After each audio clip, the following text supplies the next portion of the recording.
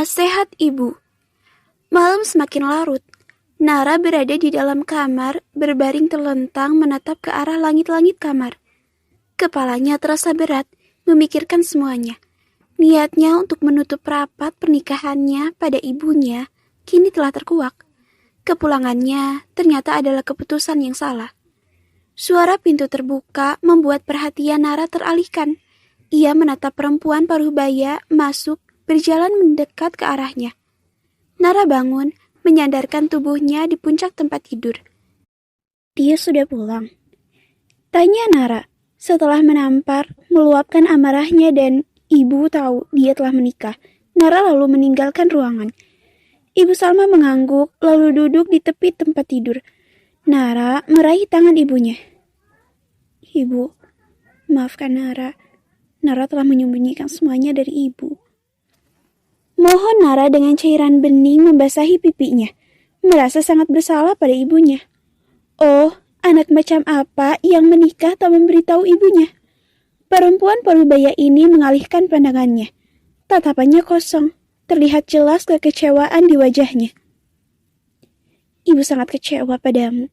Bisa-bisanya kamu menyembunyikan pernikahanmu pada kami. Ibu maaf. Isakan lelehan air mata Nara semakin jatuh. Tadi Milan datang bersama dengan ibunya untuk meminta maaf dan mereka menjelaskan semuanya pada ibu tanpa tersisa.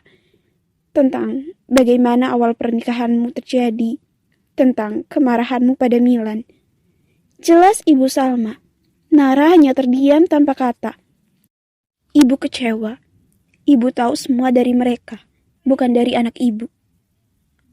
Bu, rasa bersalah semakin menyeruak dalam hati Nara. Ia pun mendekap tubuh ibunya.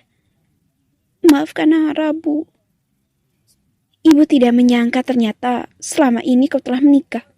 Kau adalah seorang istri dan kau meninggalkan suamimu 2 tahun lamanya.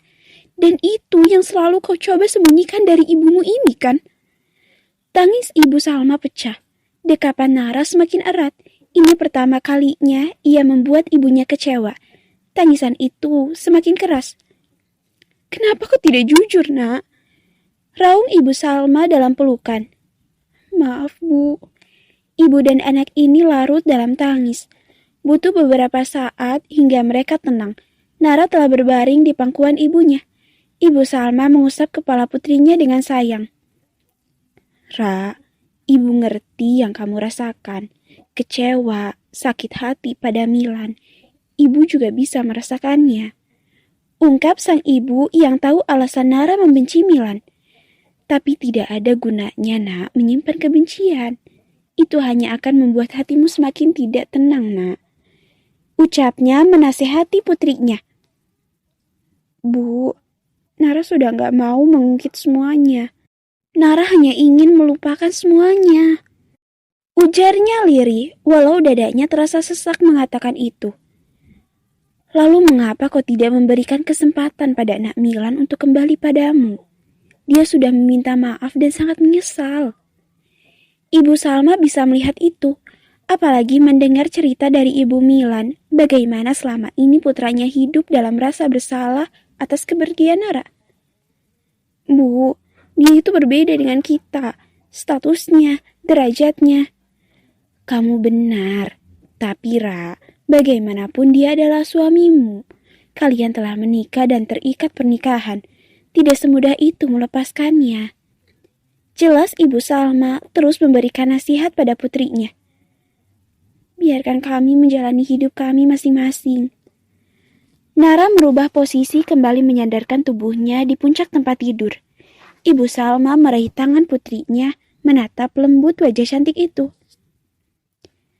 Jujur ibu takut, Ra. Kamu hanya akan terus hidup seperti ini. Kamu tidak akan bisa membuka hati karena memulai itu sangat sulit. Hingga kamu tidak akan menikah lagi dan kamu hanya akan sendiri.